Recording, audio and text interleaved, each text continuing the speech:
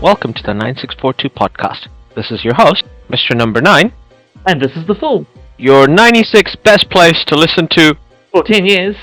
Yes, for our 10th season of our mostly up-to-date... And unqualified. And unrequested. ramblings of the various issues in the world of sport. Or something like that.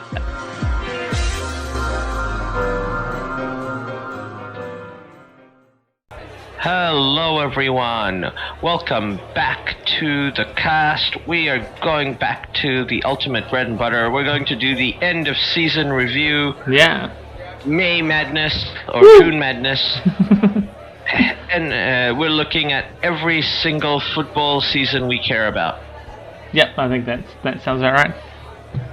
Now, we'll start off with the big enchilada, the Premier League. Yeah.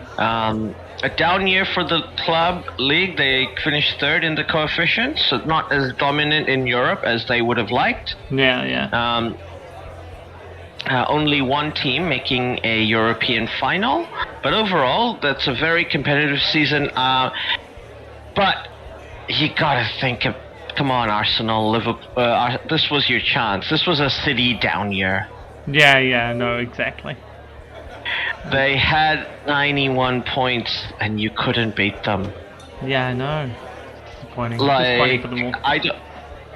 I don't know if Pep Guardiola is going to resign or if he's going to take a break after 5 years. He has implied very strongly that he will take a break after 2025. Yeah. And should he do that, maybe there will be more of a chance. But I don't know. City still are really good. Yeah. So it's a down year for them, but they still scored 91 points and 96 goals. So. Yeah, after Pep left Bayern Munich, winning 3 in a row, they won another 7. Yeah. By the Bundesliga. So, yeah, it's not impossible. Yeah, exactly. Like, it's still a good squad. It's still got the structure and everything set up well there. Like, just taking Pep out is not going to necessarily destroy everything. So, yeah, they're going to be a good team going forward.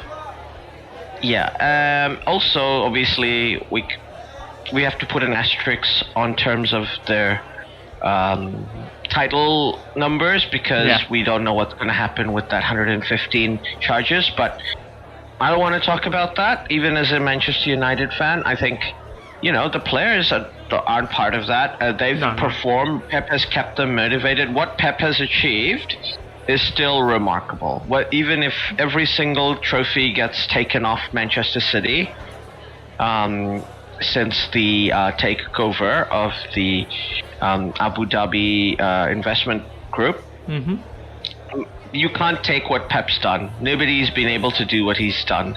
No. I guess the argument is it's easy to do that with a team full of great players that you've bunched numbers on how to get the salary in. So yeah. Especially like with, I don't know about Pep, but Roberto Mancini, there's an implication that he got paid way for, like, he would get paid at the end of every year an extra £400,000 or £500,000 for doing like appearances and like consultancy work in Abu Dhabi for marketing. Yeah. I mean, nothing proven. These are all alleged. Okay? Yeah.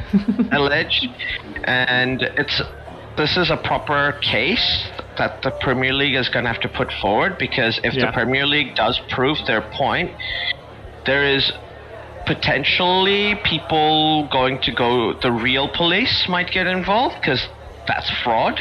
Actual fraud. Yeah, there's that too.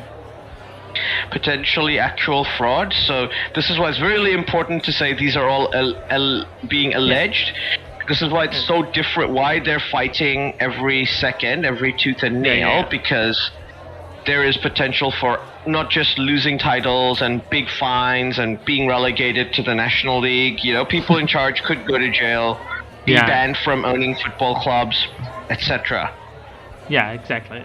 There is a lot there that can happen, which also makes it hard to talk about as well, because it's uncertain about Yeah. what will It is happen. completely uncertain.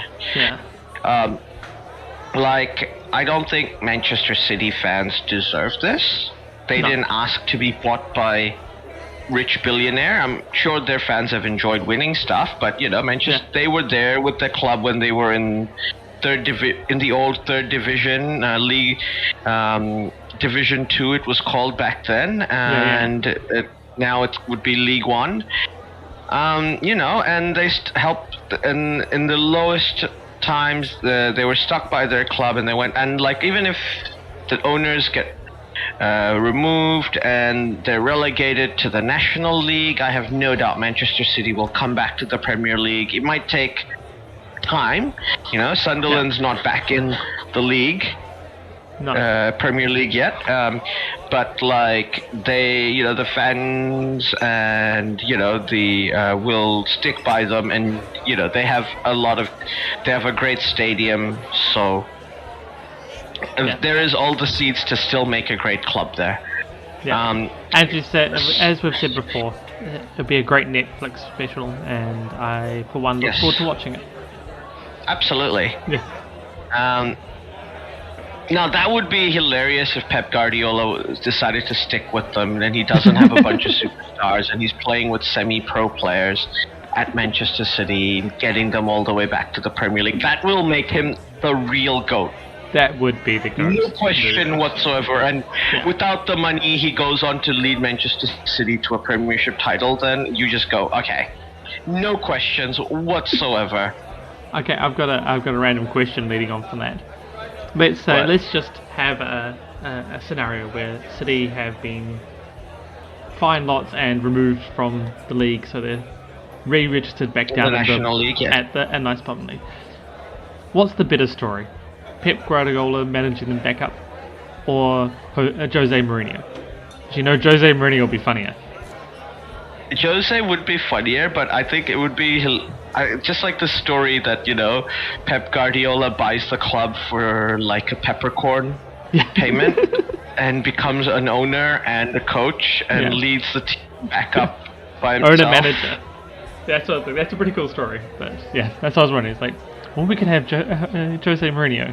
Jose would be cool as well. Just imagine him in the obviously. National Conference League, just doing his conference. Oh, I know. Press conferences as Guardiola would be the owner, and Jose's his manager. Yep, okay. That sounds perfect.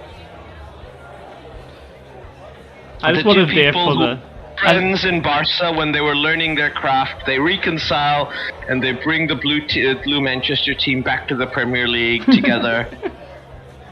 Arm in arm. Now that's a Netflix special. That is a Netflix special right there. But as you said, four-peat, nobody's done it before. They did the treble last season. It's an incredible achievement. You can't give Manchester City anything other than A+, because come on, Champions League, they drew Real Madrid. What can you do? Yeah. And they played they pushed Real Madrid all the way to the edge. Those were incredibly close games. And both and City just lost. And FA Cup, they managed to meet Manchester United on a day where Manchester United played the FA Cup final. Manchester United just outplayed them that final. Yeah. But even then, they looked like they might have come back to win, because that late goal had me thinking, oh man, United are just going to concede another one. This is what they've done all season, but they held out. I'm not complaining. Incredible for me. Then, and obviously they won the Carabao Cup. So 2 trophies. Yeah. Can't not give them anything but an A. Yeah. Exactly. So next, speaking of A, Arsenal. What are your thoughts?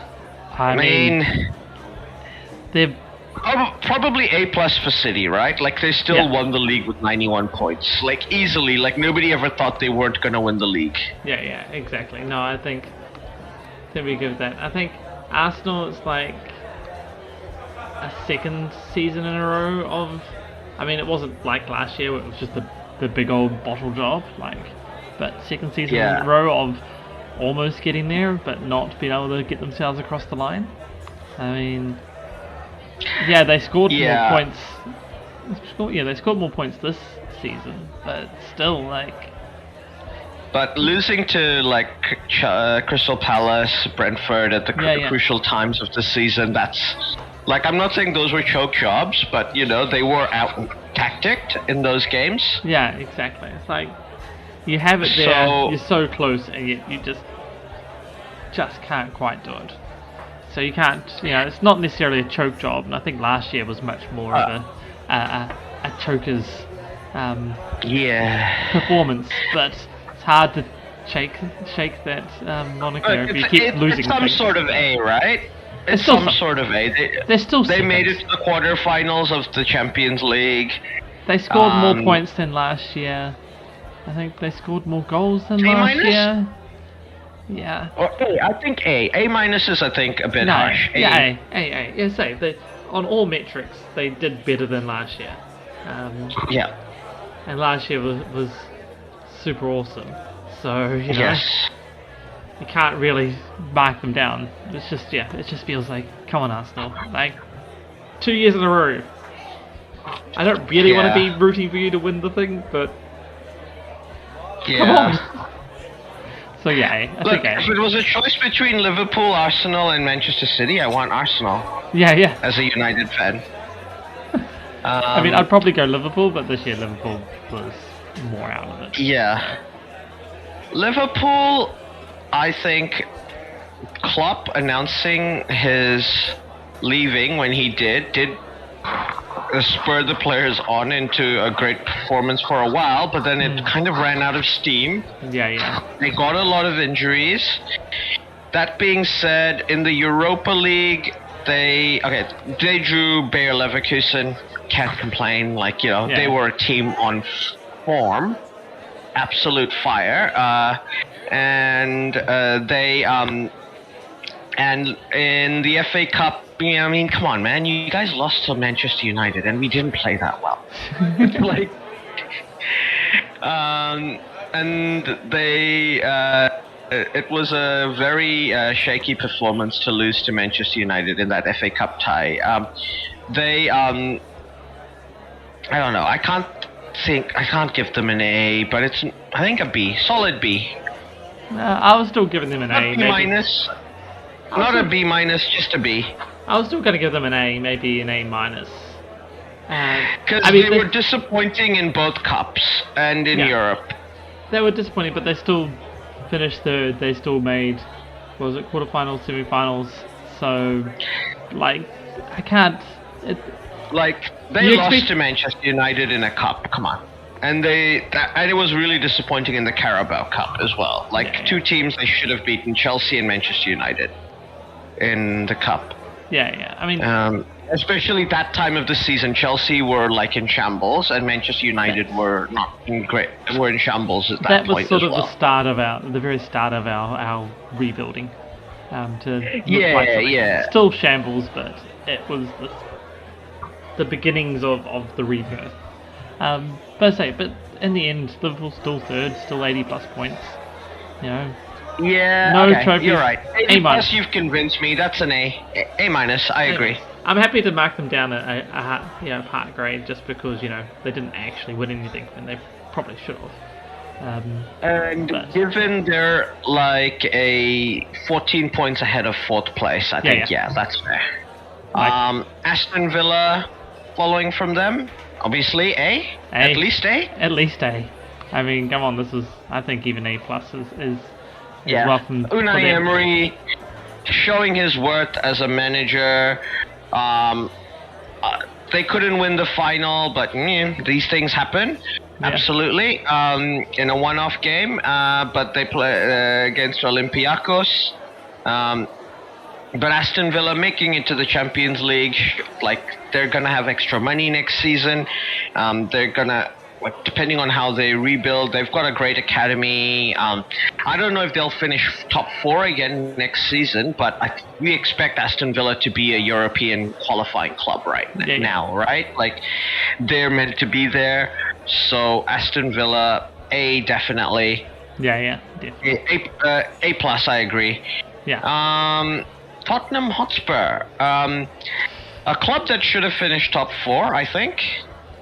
But I think definitely be disappointed not to have finished top 4. A lot of times they played really well, but they were very naive. A lot of things like their set pieces, like you don't. I know Ange is really big on this is our philosophy. This is just the way we play. When they just keep attacking, and that's fine. But having a big attacking philosophy doesn't mean you don't work on your set pieces. Like, this is modern day football, right? Yeah. You have a set piece coach, you have a throw-ins coach, even nowadays some teams. Yeah.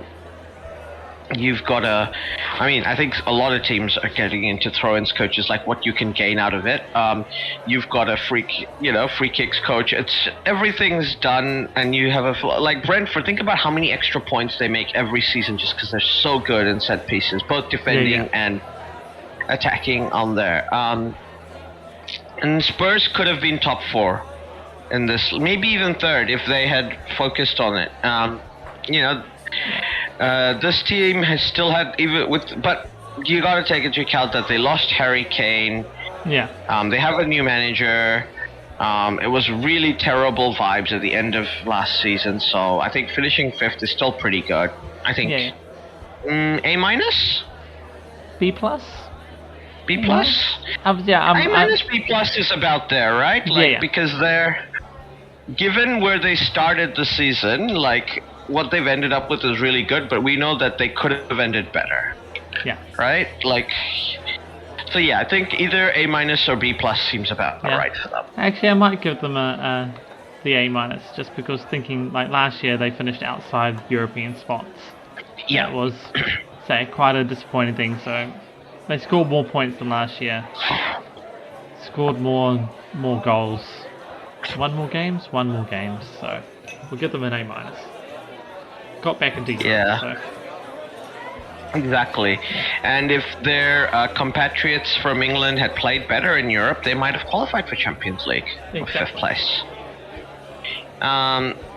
Next up, we have Chelsea. What do you think? Alright, so first half of the season, Z. Second half of the season, B. Maybe B plus. Like, as we went further into this last half of the season, it got better.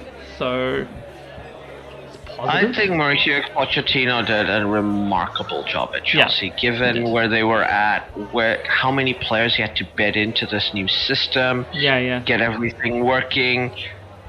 He had a full window, but other than Cole Palmer, they couldn't get too many players in. I think Chelsea, the way they finished is remarkable. It's almost inspirational. I think B for sure overall for the season. Maybe B plus. I say that first half of the season was so shambolic though. Like, if we could have played anything like we did in the second half, especially this last quarter, through that first bit, who knows where we could have ended up. It would have been a lot better season. But to be down sort of 10th, 11th, 12th at the end of December, beginning of January is not where you want to be. But I think that all those performances at the end of the season, they're built on that hard work and hard yards you guys put in to get to that position. They. Oh no! It started to come together, and it's good. It's just a pity it took. The losses made the team stronger. They learned to recover, mentally recover from losing, and then losing your the mental aspect of Pochettino's management style came together. I think far later into the season, he was very good about not criticizing his players, letting them, just letting them cook, taking his time to get them to learn in his system. Like, he complained a lot, I think, about injuries and sometimes reffing decisions, but I think he kept most of kept most of the players really well motivated to get that performance, especially given how demoralizing it must have been at some points of the season. Chelsea is one of those clubs there's always chatter, right? Yeah. It's like, it's a less toxic Arsenal in terms of the Twitter and the fan base, which is not saying much because, Arsenal. Yeah. No. No, the fan base is sort of split between absolute ragging on whoever they want to rag on versus the ones that are like, it just all needs more time and be supportive guys. So, but I mean, the problem still is the defense. It did, once Pochettino made a bit of a shape change at the end of the year there, which was mostly the deal with Enzo being out injured, it did make everything a lot better. So it'll be interesting to see come the next year and whether the new manager manages to keep that. If we change again, I don't know. We'll have to see how we're doing there. I don't get it. I don't get why he's fired. I think it makes no sense. I think less him fired and more him leaving. But neither of them. Both sides have only put out positive press releases and press about it, and how it was just time to leave and like their times. But I mean, that's not really a good look for Chelsea, right? Like, one season and it's already time to leave.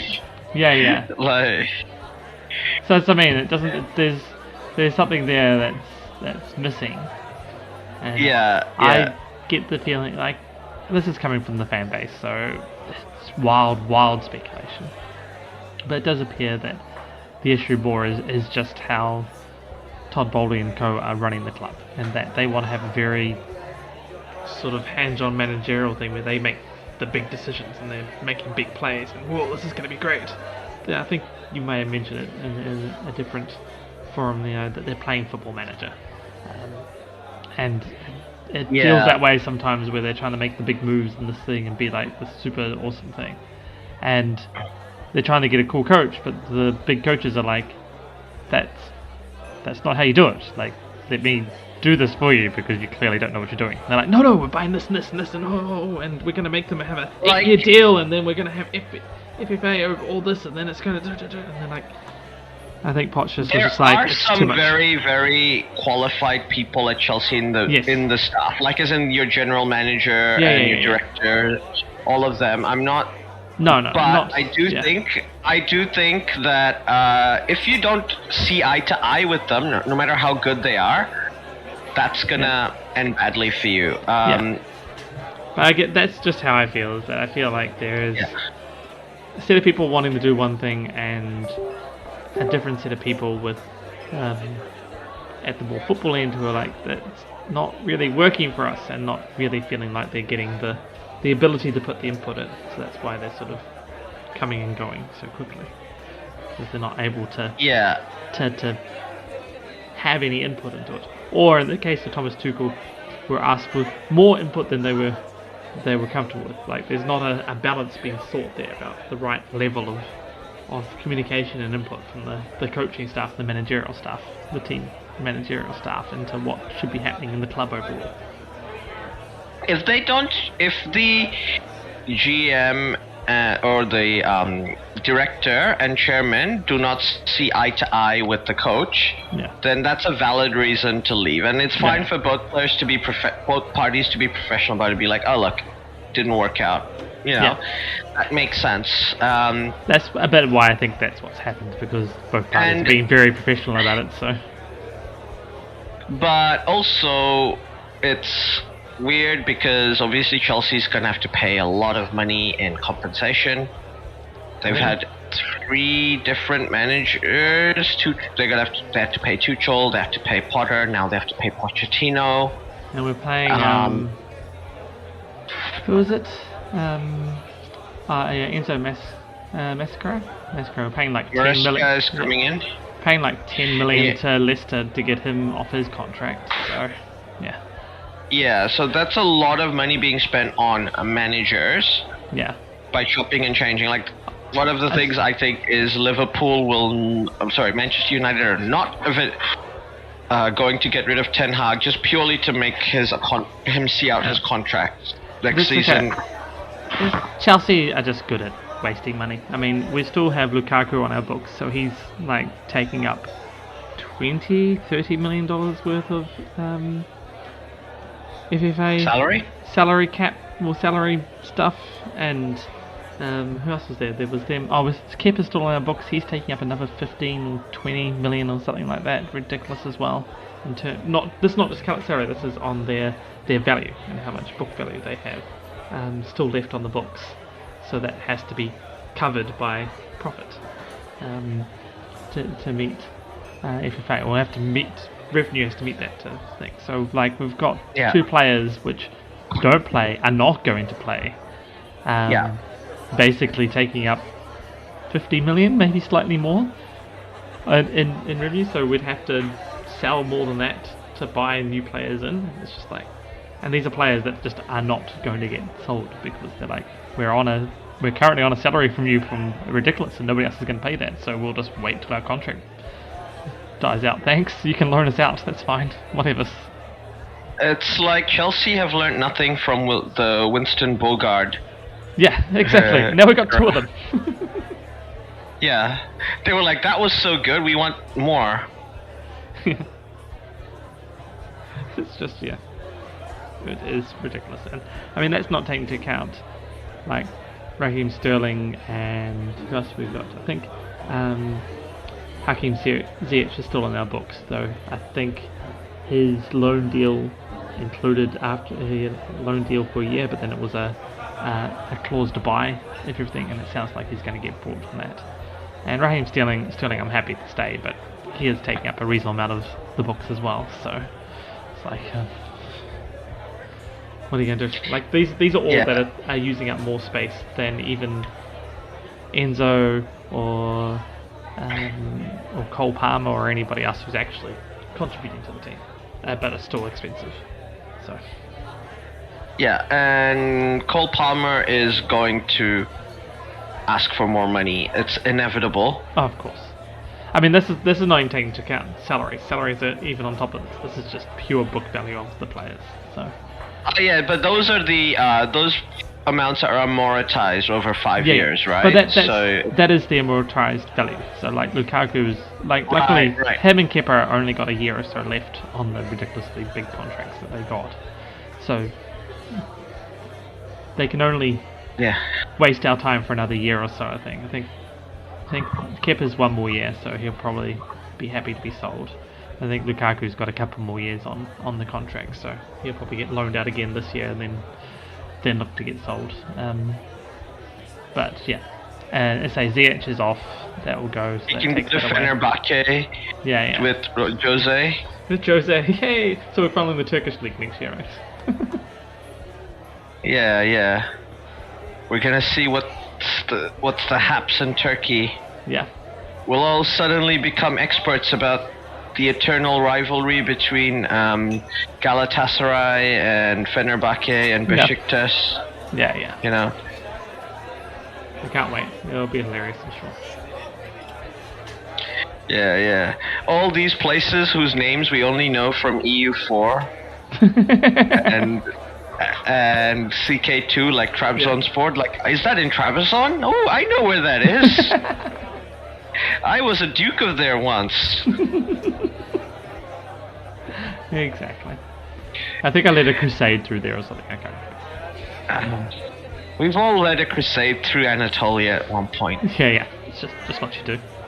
Probably because your father was trying to kill you off in a weird plot, right? Yeah. Like that's always how you end up starting a crusade. Yeah. Well, generally, actually, I started crusades to kill off my sons, but.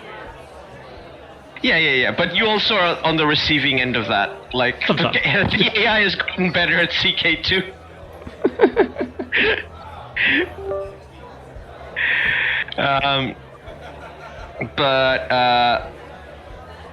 All that being said, I think Chelsea. I think B is fair.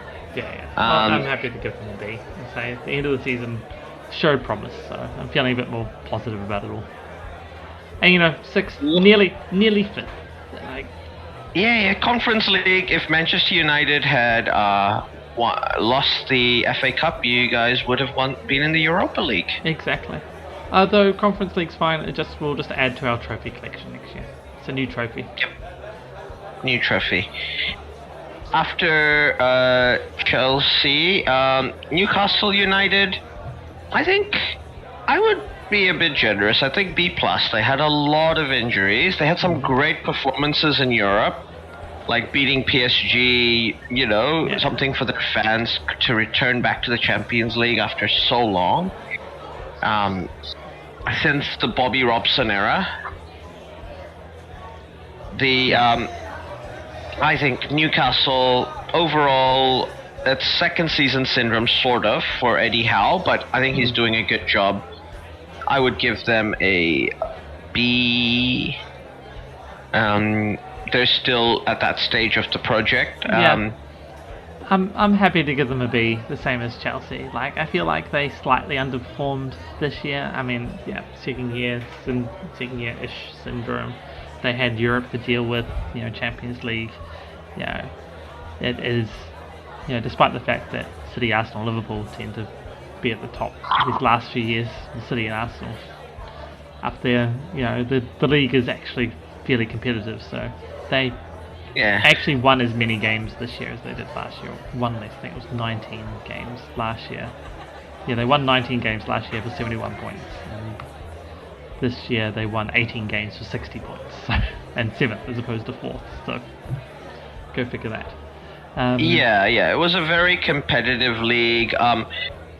It doesn't help that you had such a, like the lower order the low end of the table was very bad. Yeah, exactly. This season. I mean, the other thing is Newcastle scored, I think, just about 20 goals more this year than they did last year.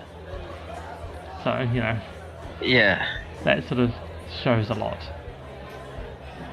Absolutely. I mean, the defense was shocking, but then this year's everybody's defense felt a lot worse than they did last year. Save Arsenal and maybe City, but I mean even them. Well, City's about the same. Arsenal's the only one that's been better defensively than basically. Yeah, that's basically the Declan Rice effect. Yeah, exactly. But I mean, everybody else was actually reasonably worse defensively. So, yeah. Yeah, and I don't know. Like, there's going to be Euros this season, so it's hard. The players are going to be tired coming back, other than Haaland. Yeah. He just doesn't play international football. It's passé, right? It's passé. Yeah, why bother? Why bother? But yeah, I think Newcastle will be fine. Like I say, it's a passable season.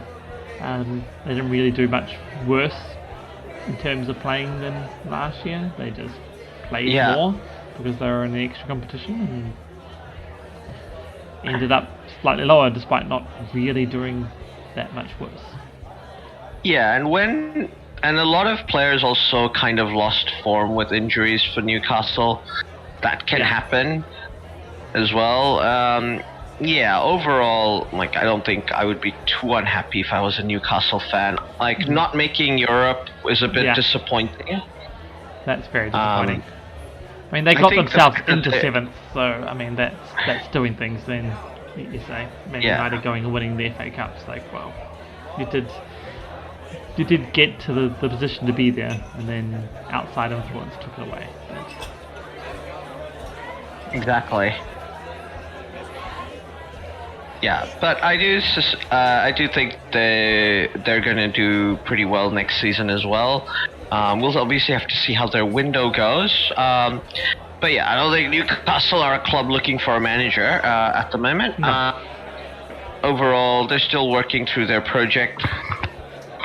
Next up, we have Manchester United, team that finished third somehow last season, and are now currently 8th. They did win an FA Cup. That does paper over a lot of cracks, but this is clearly the team that's underperformed the most this season, I think, in terms of quality of squad and players available. Yeah. Though they did have a lot of injuries. There's a lot of shenanigans at the club with ownership and what the new people want to do. Obviously, that's distracted things. All in all, I can't say anyone's happy with this season. They were absolutely smashed in Europe. The fact that they managed to win a trophy at Wembley is obviously amazing. So that probably just pushes them above a passing grade, I think, Manchester United. And they also have a bunch of really good young players come up to the team and make debuts and gain experience. I think this team, this performance, C-, just passing. Just passing. I was giving them a C or a C+. I mean, yeah, it's a bit disappointing. But once again, it seems to be a period of this. I mean, they still somehow... No, they scored exactly the same amount of goals this year as they did last year. Lost more, didn't win as many games, obviously, but hey, when you're there. I did notice that United seem to have they've been the least consistent, or just about the least consistent team the last few years, where they've been high and then low, then high, then low, then high, low, low. Like they're all over the place in the top sort of 8 or 9 come the end of the season. Like they're just no consistency at all. Just beware of a roll of dice. Consistency is passe. Yeah. I think that's Man United's new slogan. It seems to be it. So yeah, to say it's a passing thing. They got into Europe, so it's a step down from what they were. Yeah. At the end of the day, that's gonna help them with profit and sustainability, PAS. Now, the next club we have is West Ham. Obviously, they had a great high last season, but David Moyes managed to put them back into mid-table. They got pretty far in the Europa League. They lost to Fiorentina, who eventually won. So that's nothing to be ashamed of. Yeah, I think. It is his last season there. I think, to be fair, this is what I feel like is we've both kind of done as much as we can with each other, and it's time to move on. Yeah. David Moyes has proven he's back, and what a good manager he is. I think, like his time, he's recovered his reputation. He's won a trophy in Europe. First European trophy for West Ham in his career, so he's gonna go down as a West Ham legend. Yeah. But in the end, I think you can't really complain too much about their season. I think B-. Yeah, I think so. B-, maybe C+. I think it's about the same. Let's go with B-. They did better than last year in terms of league positioning. Definitely, they weren't in the relegation. Never really looked. Yeah. So yeah, I'm happy with B-. Yeah, I understand that the West Ham fans and the owners are more ambitious with what they want in the club. Yeah. And maybe that's fair, but also, the David Moyes has done a lot more with this team than you could have realistically expected. Yeah, and you sort of look above the 8 above them, and you sort of look and go, which of them are they realistically going to be beating on a regular basis? I mean, sure, United and Chelsea are playing dog pants the last little bit, but we still have stuff there. Like Aston Villa, overformed, so West Ham can do that sort of thing, but the rest of it, I think you have to accept that there is, if you're wanting to be a top club, then there's, there is 8 other clubs currently, if not more, if you include the likes of Brighton and Fulham and Brentford, who are further down this list and had a worse season this season, but in previous years have put in good performances. That's a lot of clubs trying to fit into a limited space. So you have to put up with that. Sometimes it's not going to work. And absolutely. Yeah. It's that, and I'd be with West Ham support and saying, it's a bit of a disappointing year. You expect it more. It's not the worst of things. Got 52 points. Never really looked too troubled. He did drop a little bit, but made it back to a reasonable spot. Yeah. But can't complain. Can't complain. It's a can't complain season. It's not great. Can't complain season for sure. Yeah. But also, they have to be careful because things could be a lot worse. This was a very weak group of teams, or at least a very weak performance from the group of teams that got promoted from the championship. Yeah. I think we were expecting a lot better, at least from Burnley, who sensationally in the championship. So we're definitely gonna have to watch this space carefully. Every club that finished mid-table around there, I think below 10 have to think about what are they gonna do when the next season, because they have to be better. Leicester, I don't think are going to be as bad as Burnley were. No. Because Leicester was competing to get into the top 4 before. Yeah. Leicester had a few bad years, and and they suffered for that. I think Leicester's still a better club than Leicester, a very unlucky club, I think, because they had to roll the dice. They were forced to roll the dice, their owners, during COVID. They run on tourism. Yeah. And what did we not have during COVID? Tourism. Yeah. Exactly. And Leicester's always run itself sustainably. It's never been sugar daddy club. Yeah, exactly. Even though their owners are really good, they've got a great setup, and they just had to be look, do we lean on our thing of getting really young players and do the 7-year long contracts that we're doing and then sell them at a profit, or do we go for it now in the COVID era, which is what every club did, by the way. Yeah. We were allowed to have a little bit of extra spending. We used that to compete and push ourselves up the table, try and get into Europe. It didn't work, but at the end of the day, I respect that they took the gamble. They took an attacking thing, and you can't say it was the wrong decision. Things just played out badly, and for them. But they had a good enough team to do. They had a good enough team and a good enough manager to do that plan. Yeah. Exactly. I mean, it did sort of work for a couple of years. It just, when it stopped working quite spectacularly. I think it's just... Yeah, well, Brendan Rodgers got them an FA Cup, right? That's nothing to sneer at. Once again, Leicester have this century won every major trophy in English cricket. They've won the League Cup under Martin O'Neill back in 2001, and they won under Claudio Ranieri the league, obviously, and then they won the FA Cup. So, Yeah, exactly. They've been relegated multiple times in that. They're weird. But without going into the Leicester thing, I think, was it B for West Ham? Yeah. I think, or maybe B minus. B minus. B minus? C+. I'll give them a B minus, I think. I think you're right though. Them and a few others probably on notice next year. I don't think the clubs coming up next year are going to be as poor as the promoted clubs this year. I think that's going to make things a little bit more troublesome.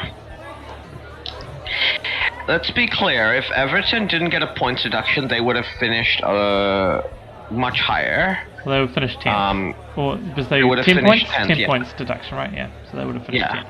So yeah, and they would have been competing with West Ham for that position, and they will be better next season, I think, with Sean Dyche. Yeah. So, and then there's Brighton, who are not going to be as bad, and we've got Bournemouth, who are not going to be as bad. Yeah. Crystal Palace who is are always pretty improving good. every season. Crystal Palace seem to be on the improve as well, and Fulham seem to be on the improve. Who knows about Wolves? Yeah, Wolves are Like, and who knows about Nottingham Forest? So with all that being said, I think we've given them the B. Crystal Palace, what do we think? They finally managed to finish 10th, crack the top 10. Yeah, that's what I was gonna say. Like they've done reasonably the same as previous years, but thanks mostly to Everton getting 10 points deduction, managed to get to 10th. So yay! Even though I feel like they've pretty much done the same as they have for the past 3 or 4 years, like same points, same wins, same everything. Yeah, Crystal Palace though, it is a new era. They've got a new manager. I think you should be excited if you're a Crystal Palace fan. There's a lot to look forward to. They play a pretty exciting type of football at the club as well.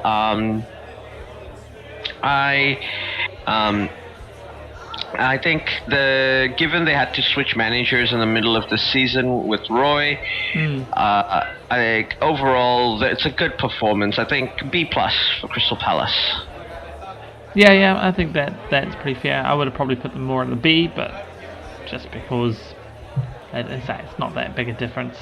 But mostly just because like they did well, but they did the same as they've done the last few years. I do know things are on the improve, so I expect better from them next year, or potentially the fact that, as I say, I don't think there's going to be as poor teams next year as there was this year, unfortunately. I expect them to do the same, but that would be an improved performance, just keeping themselves in that sort of 9, 10, 11th spot. Exactly. And I think for Crystal Palace, they're going to move into their big new stadium next season as well, so we'll see the fruits of their investment and how the club takes advantage of that in the next few years. Yeah. So they're definitely an interesting club to follow for their fans.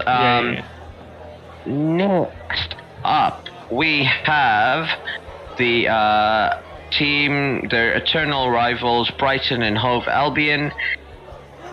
Kind of a disappointing season for them. I think so. They didn't do well in Europe. I think they started off really good, and then De Zerbi very obviously got distracted by those Liverpool rumors, and Liverpool very openly courting him. Yeah. And then going with somebody else. I mean, these things happen, and he's leaving at the end of the season.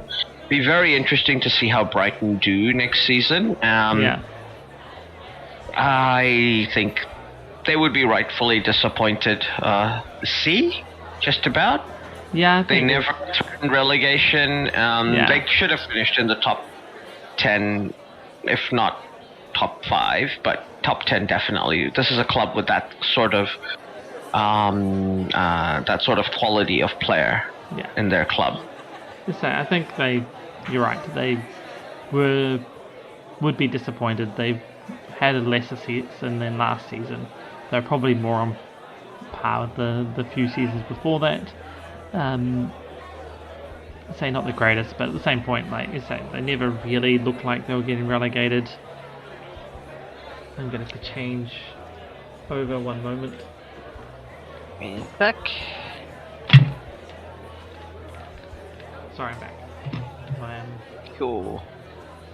I'll have to remember that and timestamp, so that when I edit this, I'll take this bit out and change over the inputs.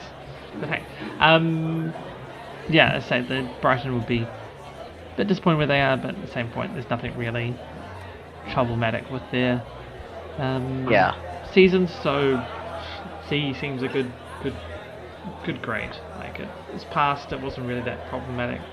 Maybe a C+ because, say they never looked like relegation. They didn't look in trouble. Finished below Crystal Palace. I'm sure they're not happy. No, I'm not saying they're happy, but it's like you never want to finish below your biggest rivals. No. So C is fine. I was thinking it's not that close to a fail, but at the same time it's not great. So Yeah.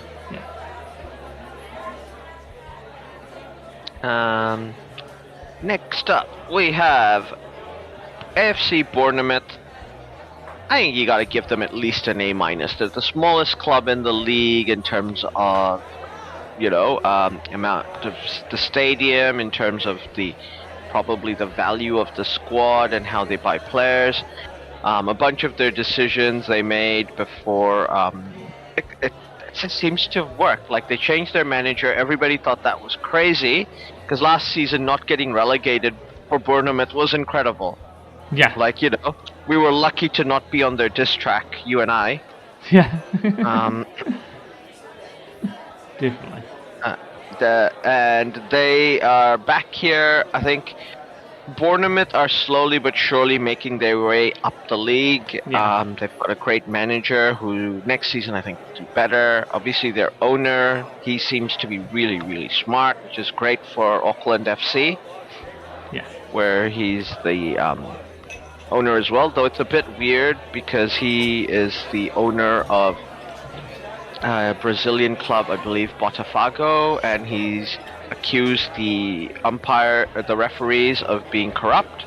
All right. And he wanted to take them to court legitimately, but it's in a weird way seems to have worked because they didn't end up it seemed to have taken pressure off his players, and also they didn't take him to court because he threatened to do it first. It's weird. But Botafogo had a real bottle job in the Brazilian league, one of the greatest bottle jobs ever. They were literally in the last 6 weeks 13 points ahead and lost by 4 points. Wow, that is some good work. Really. Now, he does own a few other clubs. I think he's Bournemouth. I think are gonna do really interesting things in the off season, but you can't complain about this season. I think, given they were in transition and all these other things, I think A for Bournemouth. Yeah, I'm happy giving them an A minus. They once again never really looked like they were going to be in the relegation battle. Yeah. And say, given their size and everything, that's pretty good. And they ended up 12th, which is very good. It's all better than last year. So yeah, let's give them an A. Yeah, definitely. Next up, we have Fulham. The Cottagers. I think they had a pretty decent season with Marco Silva. They had they lost a few players to Saudi Arabia and injuries. But, you realistically expect Fulham to do better than Bournemouth. So I think B minus, maybe C plus. I think C plus. I think, it's a decent season. Once again, never really looked in trouble, looked fine. But if I was a Fulham fan, I think I'd be disappointed. Just, it felt flat, like it never really got off. You say they ended up under Brighton and Bournemouth and Crystal Palace. So you sort of feel like, as a Fulham fan, you'd want to be above those teams. You want to be that. I mean, it's not much. Yeah. It's only 2 points to Crystal Palace, right? So it's not like they're a mile away. It's a few things here and there. They had a couple of draws in the last 5 weeks and a couple of losses. That's the difference there. But yeah, I just feel a little disappointed. I think C plus sounds about right. It's past. There's nothing really wrong with the season. It's pretty solid, but you would prefer to be in that 10th or 9th spot as opposed to 13th. Yeah. Absolutely. Next up, we have Wolverhampton Wanderers. They look really bad, like they always seem to do at some point in the season. Yeah. They picked up. Look, they would have been fighting for relegation if Brentford and Nottingham Forest didn't have points deductions to worry about. Yeah. for a club as resourced as they are, they seem to always have a weird basket case situation, and they're probably gonna have to change managers again. I don't know. Wolves, give them a B-. It seems. Huh? Or do we give C+ or C? C's get degrees, Wolves. C's get You degrees. pass. Yeah, they pass. I was going to say I don't know where to put Wolves because they're all over the shop really, and you say they sort of felt like they should be battling for relegation, and sort of were, but also never really were. So I think C's get degrees. I they think passed. they were close to the bottom of the table for a while. They were close, but never. I mean, more to do with the fact that Luton, Burnley, and Sheffield were, well, Burnley and Sheffield especially were doing so poorly. They were never really too much in danger of there. They ended on 46 points. That's a good 20 points clear. I mean, through the middle of the season, they were flirting with relegation issues, but I never really felt like they were ever fully involved in the fight. Everton was, and they pulled away. They did pull away at the end, but Everton, mostly because of their points deduction, were very much in the relegation fight and fought their way out. Nottingham Forest got dragged into there and were very much in that. But I never felt Wolves were as deep into it as say those two, who felt like they were actually needing to win these games and to keep themselves up and to keep themselves out. And Everton did a good job of fighting their way out of that. But Wolves didn't really feel like they felt like they were always a win or two ahead of that sort of dogfight. Like they just kept ahead of everything nicely. Yeah, absolutely. After Wolves, we have Everton. Yeah. What is this? Is this Sean Dyche's magnum opus? Possibly. I mean, got 10 point deducted, dropped down well into the relegation battle, and then fought himself back up to 40 points and 14 points clear of relegation. Like, it's amazing. Yeah. And this is an Everton side which is not necessarily, they only just kept out of relegation last year on basically the same points. Which is fun, that 36 points versus 40. But like they've spent the last few years, at these point levels, and haven't looked particularly great. And they this year actually dug it in and showed like what I would have always traditionally thought of as the Everton spirit, the Toffee spirit. They're the fighting team. They'll dig it in, fight it as a team, and really and find a way through whatever they're doing, and really battle their way through. And this season's really felt like that. Like they were handed the adversary of 10 points deduction and turned around with like we're gonna overcome that and still be good, and they were. So it's hard not to give them an A really, even though they finished down at 15th. Yeah, I think, like I said, it's Sean Dyche's magnum opus. I can't. You say give them their 10 points that they lost? Maybe, arguably, even maybe the team of the season. Maybe, yeah. Like, it's... A+ for sure. Yeah, with the points they actually earned, they're 10th. And then, points deducted off to get to 40, which takes them down to 15th. Yeah. So, yeah. Because 40 would have generally been good enough for them to not get relegated in a normal season, even. So, last season they just didn't get relegated on 36 points.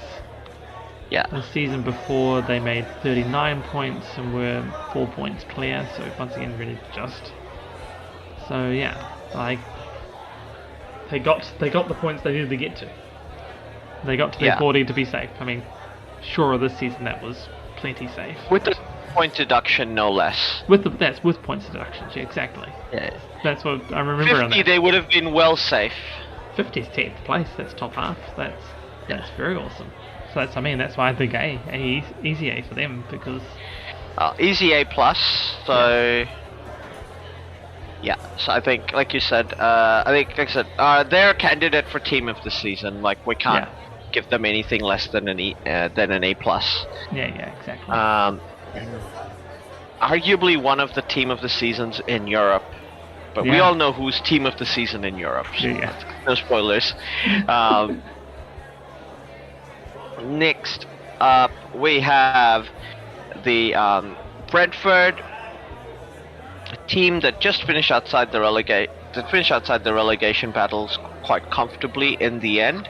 Yeah. I believe Nottingham Forest had a 4-point deduction.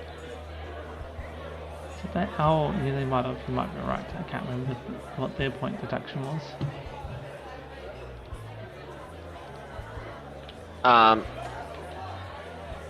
Yeah, 6-point deduction because if you 9 wins plus 9 draws, that's 38 points. So they would have. So they got a 6-point deduction, 38. So they would have just finished. Brentford would have still just finished above Nottingham Forest. I think you expect a bit better from Brentford now. Brentford is a team that should be finishing with at least 50 plus points. This is potentially a relegated team in other seasons if the championship teams weren't so poor. So I think Brentford, we have to give them, but they have had huge injuries and they had to re-put Ivan Toney back into the squad and be without him at the beginning. So I think we give him a C+. C+? I was being a bit more harsh on them. I was thinking C-. I was almost considering giving them a fail mark, even though they didn't get relegated. Because just comparing the season to last and the year before, like it's so much down. And yes, reasons, injuries, Ivan Toney's stuff and everything around that. And that obviously brings in issues and everything. But it's just such a poor performance compared to previous years. Like it's just hard to give them a passing mark based on the fact that you would have expected them to do much better, and they were quite a bit away from the 9th, 10th, even 8th sort of spot where you expect them to be fighting for, maybe not quite making 8th, but being close there. So like I feel like they're a good 20, maybe even 30 points behind where they probably should have been. So that's what makes it hard to give them a pass, but I'm happy they didn't get relegated, so C- seems acceptable. But it's tempting to give them a fail mark because of where I would expect them to actually finish versus where they did. Yeah, of course. But I think they're valid. Like they're a much smaller club than a lot of the clubs, even the clubs around them. Even the clubs that got relegated. Yeah. No. So there are reasons for it, and so give them a C- because it is, in the end, it is about us. Like they didn't get relegated. They did what they needed to do. Like, and there was a lot of reasons why things went the way they did. So. Yeah.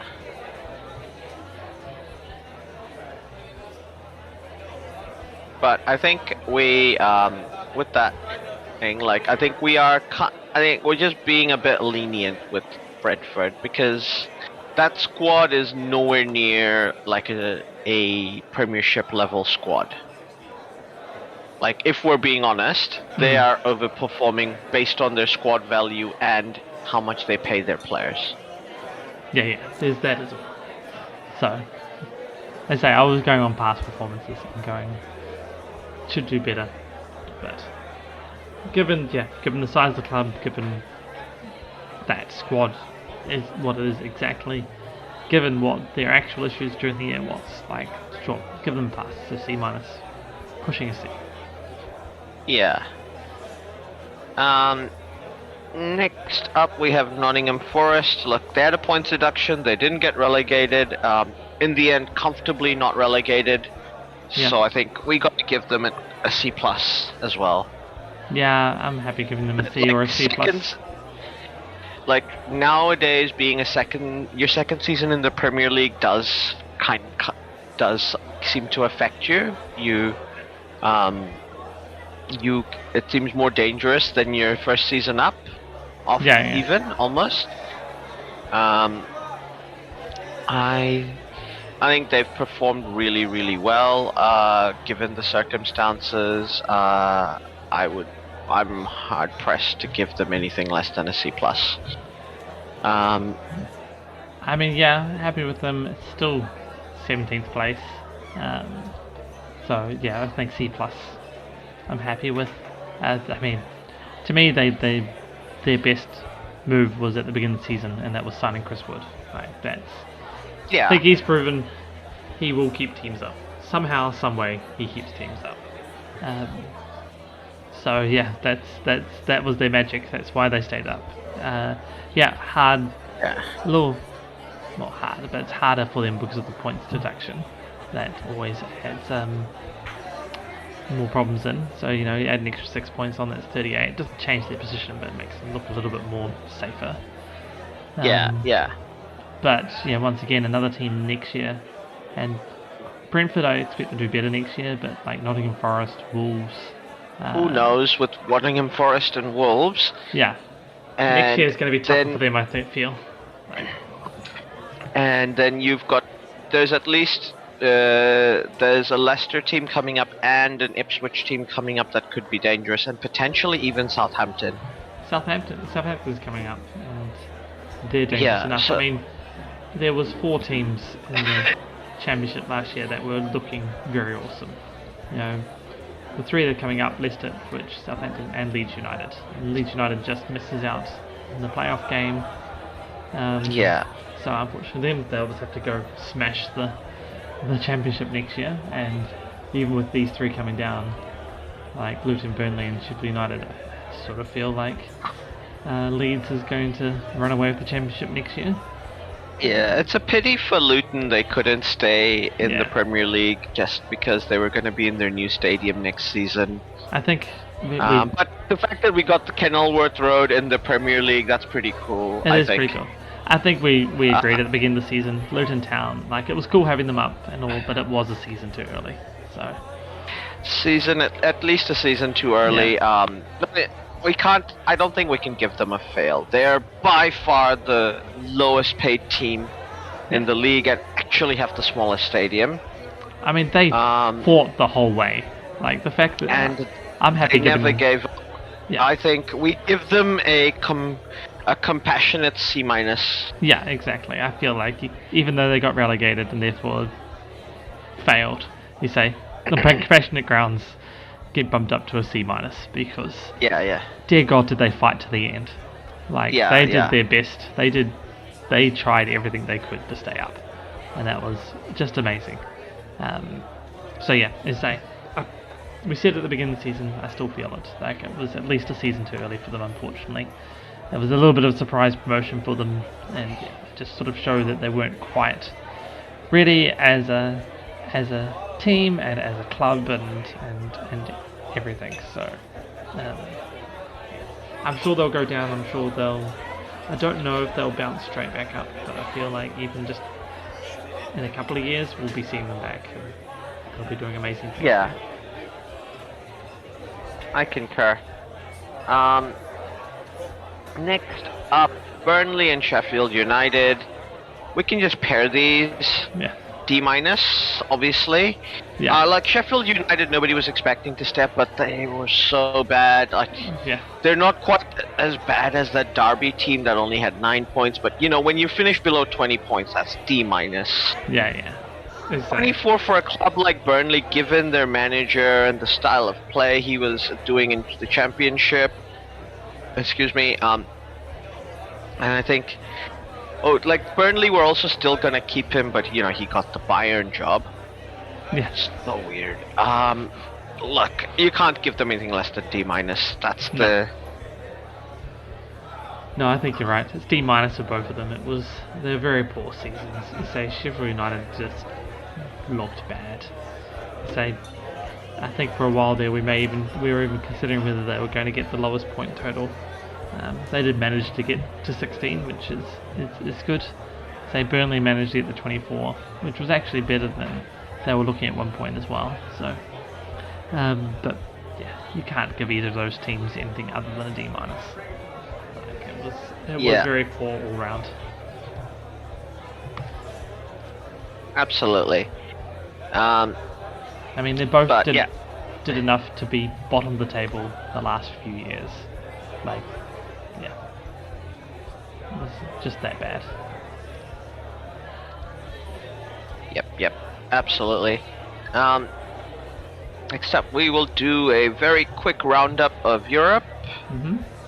Obviously, let's go to La Liga, champions of Europe. The eternal champions at this point, I think, would be fair to call them. Real Madrid, A++. A++. I mean, I don't think they've put a foot wrong. Nah. Absolutely. I think they have had an absolutely dominating season, 95 points. What can you do? Barcelona, respectable 85, but so many nonsense shenanigans throughout the year with Xavi's going, so he's back, now he's fired. What? Come on, Barca. Yeah. What the hell? But, given the amount they spend and what they, the kind of players they have at their disposal, I think 85. Their league position is fair, but I think their actions leave a bad taste in my mouth. So I'm not going to give them an A. I'll give them a B. Okay. And Girona, come on, A+, right? A+, yeah, easy. Finishing a good 5 points ahead of Atletico Madrid. Gerard Piqué's team. Obviously, he's not the manager, but the owner of that club, along with Manchester City. I think they've done obviously really, really well, but it's super interesting to see them in the Champions League. And their manager is staying, so that's also good news for them. Yeah. And Atletico Madrid, Diego Simeone, I think this is going to be his last season at the club. They managed to get up to 4th place again. They put in a good performance in Europe as well. And they won the Copa del Rey. So, overall, you got to give them an A as well, I think. Yeah, I think so. But other than Real Madrid, like the overall dominance of the Spanish clubs in Europe, not seen much this season. I think the two most interesting leagues this season have been obviously the Bundesliga and the Italian league. Yeah. We go to Bundesliga. Is this the best? Is this the team of the season? Bayer Leverkusen. They lost Go one from Leverkusen to Neverkusen. Neverkusen. They lost one game, which was the Europa League final. Yep. Which, guys, come on. Lose one game in the European final. It could work. But no, it's an amazing feat by them. It was basically go 3 different competitions and lose one game, which is the last game. That's it. Yeah. And it's crazy. 90 points in Bundesliga season. Remember, they only play 34 games, so that's even more incredible. Yeah. 28 wins, 6 draws. I don't think Bayern's actually... And best of all, he's not even leaving. Yeah. Bayern hasn't got that many points. 88. Bayern's closest I could see over the last sort of 10 years was 88 points in 2015-16. So they're one of the things it looks like they've set a precedent is because the Premier League gave Arsenal a golden trophy. All right, yeah. When they were invincible. Yeah. Which I think is pretty cool. I think they should have done it in retro. They've given one to Preston North End as well for their invincible season back in 1988 because they also won the FA Cup without conceding a goal. Yeah. So that a remarkable achievement. But the Bundesliga teams are gonna give them a golden Bundesliga trophy for going undefeated because I think that's fair because that's so hard to do in any league in any sport. Yes, going undefeated in any of these leagues, professional top tier leagues, is very hard to do. And yeah, they deserve all the kudos they got, and they did really well. And you say it's the Bundesliga is not, whilst it might not be the top league, it's not like it's not without plenty of hard teams in there to have to fight through and to not lose any of them. And really there's only a lot draw more 6. parity. Yeah. There's a lot more parity in the Bundesliga as well. Yeah, exactly. And Bayern has never been undefeated in a season, which is, given their history, that's incredible. And both times that they came close, where they lost one game, the team they lost to was Leverkusen. So, look, the memes are over. We can't keep calling them Leverkusen anymore. No. Obviously, great performance from the AA+. I think the team below them, second place, VfB Stuttgart, pipping Bayern Munich to get second place. Nice. Incredible. Nice. What a performance from them. They got, you got to give them an A+ as well. Yeah. Bayern Munich, they finished third, but come on, they got only 72 points. Yeah. And that didn't do well. They didn't do as well in Europe as they could have. Technically, there's more they points than they got 70. last year. Last year they only got 71 points. I mean, they won it last year. But Yeah. But this team is a team in transition. It's harsh to give them a failing grade, so I think their fans are going to be super disappointed. So at least C. I think C- is too harsh. Yeah. For a team that finishes third in the league. Even C+ seems a bit more nicer. Like you say, it's hard to give them a too high a grade given who they are and what they do. Yeah. But I mean, they did make it to semi-finals of Champions League as well, so you gotta give them a little bit of that. But yeah, I don't expect them to be in the doldrums for too long. So for sure. To be fair, my kids like to say that they just caught the Harry Kane curse, that was all.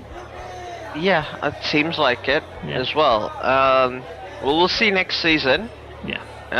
Final top 4, RB Leipzig back in the Champions League. Incredible for them to come back, because at some point they looked like they're going to be very mid-table this season. Yeah. But they've done well. They've come back in and they finished 4th, which means Borussia Dortmund, who were in the finals of the Champions League, finished outside the positions. Yeah. But they get in with country coefficients. Yeah. No, they get inside with country coefficients next year. So 5th. Germany will have 5 teams as their top 2 in coefficients, right? Oh, so they're in the Champions League next season. Just make it into the Champions League. Well, not just, because they're a good, 16 points clear of 6th place. But yeah, they do make it into the Champions League. Yes. Helped a lot, I would say, by the fact that they made it to the final of the Champions League. Yeah. Well, I guess in a way, then they earned their place in the Champions League. They got them through the coefficients. Yeah. I mean, Leverkusen probably helped as well, so. They had their chances against Real Madrid. They were just bad. Like I was saying, I was watching that game. I was just saying, like, they're great in the first 3 phases of the game without the ball, recovering the ball, and transitioning into attack. All those 3 phases were amazing. Yeah. With the ball and their thing on the final third, the production on the final third was awful. Yeah. They should have won. They could have won the league game, and in the end, it looked like a very, well thought out rope-a-dope from Real Madrid, who managed to get 2 goals in the in the end when they had tired out. Yeah. Because Dortmund were looking pretty good at the start, right? I think getting to a Bundesliga final is incredible for Dortmund. I think surely that's got to be an A. Yeah. Sorry, Champions League final. Beg your pardon. Yeah, I got to give them an A for making it there. As they, stayed in Champions League spots. Everything. Sure, they'll be disappointed with the 5th place finish in the league, but as you said, the Bundesliga is reasonably flat. Like there's a lot of parity there, so you sort of yeah, take what you get. it is an underperformance because Borussia Dortmund, yes, they're well behind real Bayern Munich in terms of the amount they spend on their squad and like wages, Yeah, but they are well ahead of the third place team in Germany. yeah, So there's a big gap between them and whoever's third place for how much they are able to, how much they spend on players and wages. So, I mean, this is the But, lowest you know- they've finished in. Well, once you have to go back to the 2014-15 season for them to have finished lower than this. yeah, that was Klopp's last season, yeah. Yeah, So, as a rule, I think overall we think it's an A, but only because of your Champions League season, and you came Yeah. so close. yeah, exactly. And that ended up earning you a Champions League spot anyway. Yeah, And the final of the big four leagues, and maybe everything, like you and I have been saying, it Serie A is where it's at, baby. Like, Yeah. it's just so interesting every season. Inter Milan, like, almost 20 points ahead. You can't give them anything but an A+. yeah, exactly. AC Milan got to the semi-finals of the Europa League. They they won the Italian Cup, so I think that's got to be at least an A. Yeah. Juventus back in the top four for now. We don't know if they'll get a points deduction. Yeah. There are things going on there, but yeah, When overall, isn't there with Juventus? I mean, really. yeah, they're gonna come. They've slowly made their way back into the top four Yeah. after a disappointing season last season. So I think that's got to be at least an A-. Atalanta, fourth place, Yeah. playing exceptional football. I think also another A-, but another team I gotta give an A+ to, Bologna. Yeah. In Don't- the Champions League because Nice. Italy won the coefficient. I was going to say, don't forget Atalanta got, the one team to beat Leverkusen or Leverkusen, Yeah, winning the that was Europa League. Fiorentina. No, Atalanta. Fiorentina was in the Conference League final. They lost. Beg your pardon. Fiorentina They lost in the The Champions League. Yeah, that's right. Yeah. The Conference League lost. Atalanta won the Europa over. That's right. That's right. Yes. Of course. Leverkusen. So yes, Atalanta, take home a trophy. Either way, made it into the Champions League. So definitely A's there. And Gasparini finally winning a trophy after his long career with Atalanta. You gotta love it. That's great. Definitely. Okay, you're right. It's an A+ for Atalanta. Yeah. A for Bologna and Fiorentina. Shout out to them making it to the Conference League final, losing to Olympiacos. Yeah. But Olympiacos, first Greek club to win a European trophy. So well done to them. Nice. No, it's definitely good. It's Roma ended up above Lazio, it was fine, but both of those 6th and 7th Europa spots outside the Champions League spots, so longer for both of them to Yeah. wait. Yeah, Roma and Lazio outside the Champions League spots again. Again. The Italian football is in an incredible position. Fiorentina will be back in the Conference League next season, looks like, and Roma and Lazio will play in the Europa League. It's incredible to think because they're not even getting that. They had this thing for 5 years where they were allowed to write off some of the taxes for high earners, for people who were moving into the country, because they wanted to attract talent. They're not even getting that anymore. It's the coaching that's coming out of Italy is absolutely top notch. Their teams all play an interesting, different style of football. We shall see. There are a lot of clubs looking for good managers right now, but a lot of coaches are not taking that. I think someone like how Graham Potter moved to Chelsea because he felt like he kind of had to. Yeah. Like it was, From a career move. Yeah, whereas a club like Bayern Munich couldn't couldn't get someone like Xabi Alonso or Hansi Flick, Yeah. who's going to Barcelona, or Thomas Tuchel, who didn't want to stay, and Nagelsmann, who's decided to stay with Germany till the World Cup Yeah. next season. So it's this is Bayern Munich we're talking about. If one of the top 3 most successful clubs in European football, right? Like, without any question. Yeah. No, yeah, they can't hold If these they're having talents. trouble, Yeah.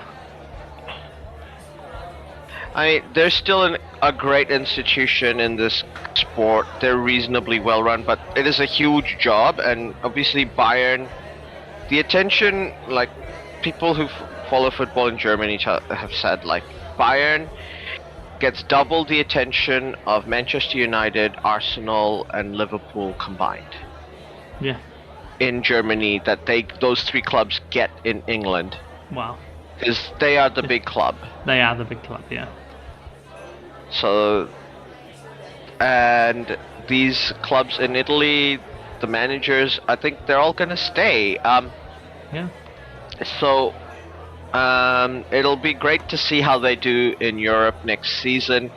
Also, how well Italy will do in the Euros. Yeah. But yeah, like I said, this to me was the league to watch this season, as it usually is.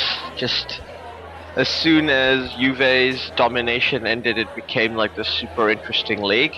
Yeah. I'm hoping it's not now. I'm not gonna have to bite my words because Inter are gonna become the new Juve. But I doubt that's gonna happen.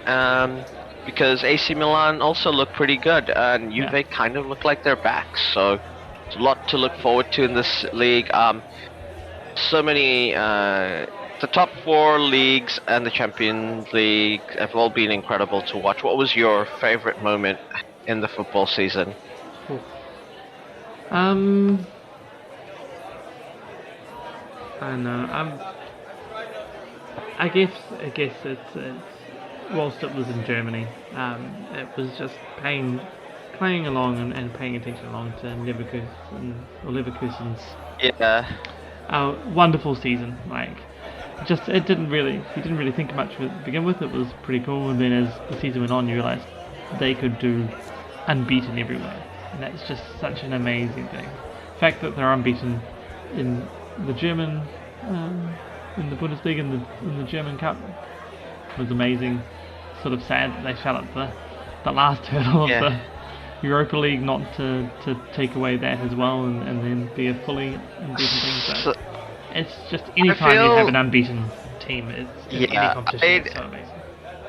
I think it's, in a way, I'm happy that the 94 Ajax team, 94-95 Ajax team are still the GOAT team. The best season any European club's ever had. Yeah. Because winning the only losing 1 game, but still winning all 3 trophies. Yeah. That was that's never gonna be repeated again, I don't think. And obviously winning the Dutch, there's a lot of parity in the Dutch league, so winning the Dutch league is not easy. Is not a given for Ajax. They always have to compete for it. Yeah. Exactly. So I think I know what you mean about Leverkusen, though they've been great to watch. I have to say my favorite moment of the season has to be Kobe Mainoo's goal, which he does the volley while in the air against Liverpool. Oh yeah. Just flips around. That goal, he's literally had his back to the goal, turns around in the air, gets the ball on the volley and shoots it into goal. Karl Anke did ask him after the game, like, how did you know there? How did you do that? Your back was to the goal, and he's just like, look, the position of the goal doesn't change, mate. Yeah, it's fixed in place. And you just go, man, this kid is a baller. Yeah, that's amazing. Like, we've had precious little to basically celebrate this season. I think that's one for me as a United fan. Okay, for the Premier League, we'll just limit it to your young player of the season. Has to be any player who is under 23 and under. Oh, now you have to make me think about who's under 23. I think it's really obvious, but sure. Do you really need to think about it? I have to think about who's under 23. That's what I have to think about. Well, okay. Okay. Cole Palmer's under 23. Yes, That's what I was checking. Is like basically, Cole Palmer's my yes. player of the year. So is he under 23? How old is he? I don't know. He's 22. There, Cole Palmer. Yeah, fair. Absolutely. Cole Palmer is player of the season, I think. I think my player of the year has to be Declan Rice. That impact on this Arsenal team, they've changed. I agree with our friend, the orange-haired one. This is a Virgil van Dijk-like impact on the team. Yeah. No, it's amazing. So yeah, I think he's definitely made an amazing impact on it. They'll have to push on for next year, because if they continue not getting trophies, then you have to ask questions in here about if you've got such an amazing players, but Declan Rice and is just taking them to another level, but yet they're still failing. So I'm sure they'll work it out though. Yeah, absolutely. But to me, that's my player of the year for the team. Yeah. But yeah, I think that's all we have time for right now. Thank you very much for listening, and look forward to seeing you next time. Catch you next time.